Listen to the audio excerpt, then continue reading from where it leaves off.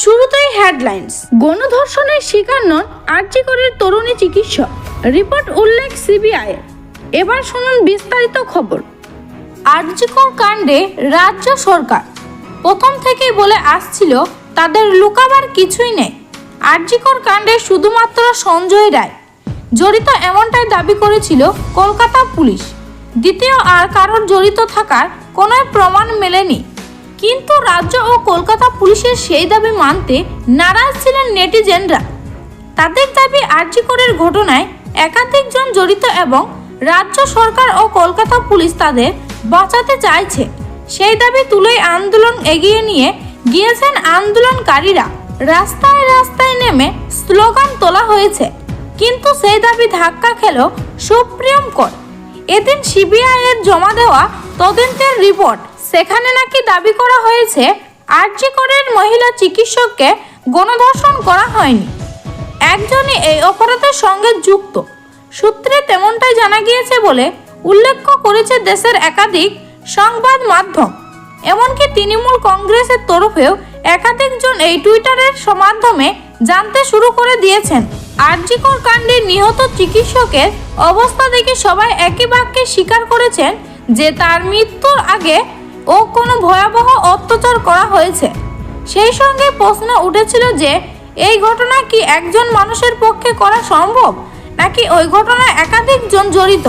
নিহত চিকিৎসকের বাবা ও মা দাবি করেছিলেন সংবাদ মাধ্যমের কাছে যে এই ঘটনায় একাধিকজন জড়িত। আর তার জেরেই আন্দোলনের নামে বাম বিজেপি কর্মী ও সমর্থকেরা রাস্তায় নেমে এই সোশ্যাল মিডিয়ায় দাবি তুলতে থাকেন যে আসল ঘটনা লুকিয়ে রাখা হচ্ছে, যে বা যারা এই ঘটনার সঙ্গে জড়িয়ে তাদের বাঁচিয়ে দেওয়া হচ্ছে রাজ্যের সরকার ও পুলিশের তরফে।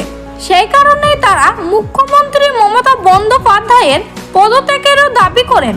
কিন্তু সেদিন ওই আন্দোলনকারীদের বড় ধাক্কা দিয়ে দিল সিবিআই এর রিপোর্ট।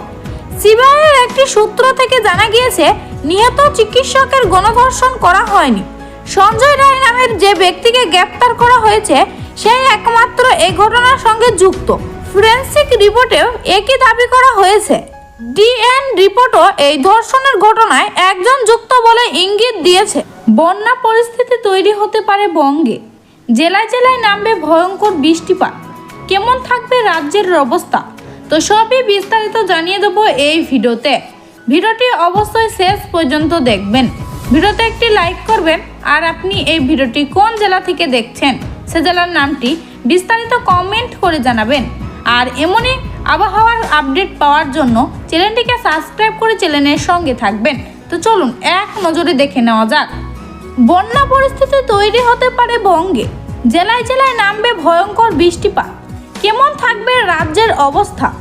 রাজ্যের বিভিন্ন জেলাতে বিক্ষিপ্তভাবে বৃষ্টিপাত হচ্ছে।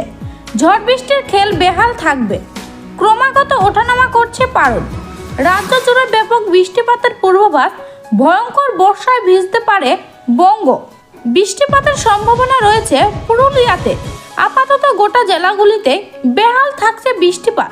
শুধু দক্ষিণের জেলাগুলিই নয়, উত্তর ভয়াবহ বৃষ্টির সম্ভাবনা। এখনই কমছে না বৃষ্টিপাতের প্রকোপ। দক্ষিণবঙ্গের একাধিক জেলায় ভারী থেকে অতি ভারী বৃষ্টির পূর্বাভাস রয়েছে।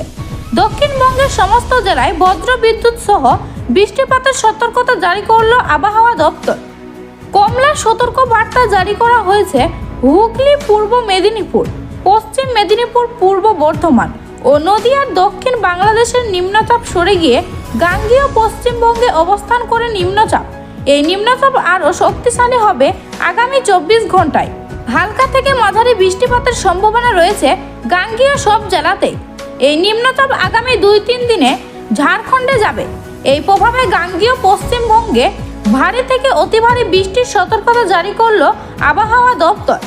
বজ্র বিদ্যুৎ সহ বৃষ্টির সম্ভাবনা রয়েছে রাজ্যের বেশ কয়েকটি জেলায়। একাধিক জায়গায় ভারী বৃষ্টির কারণে বন্যা পরিস্থিতি তৈরি হতে পারে। শুধু বঙ্গে নয়, ঝাড়খণ্ড এবং বিহারে অতিবৃষ্টি হবে বলে জানা গিয়েছে। বেশ কিছু নিচু জায়গাতেও বন্যা হবে বলে জানা গিয়েছে দক্ষিণবঙ্গে। এছাড়া উত্তরবঙ্গের প্রায় সবকটি জেলায় ভয়ঙ্কর বৃষ্টিপাত হতে পারে। এই সপ্তাহে কমবে না বৃষ্টিপাতের পরিমাণ। এছাড়া 55 থেকে 60 কিমি বেগে বইবে দমকা ঝোড়ো হাওয়া। মৎস্যজীবীদের সতর্ক করল আবহাওয়া দপ্তর।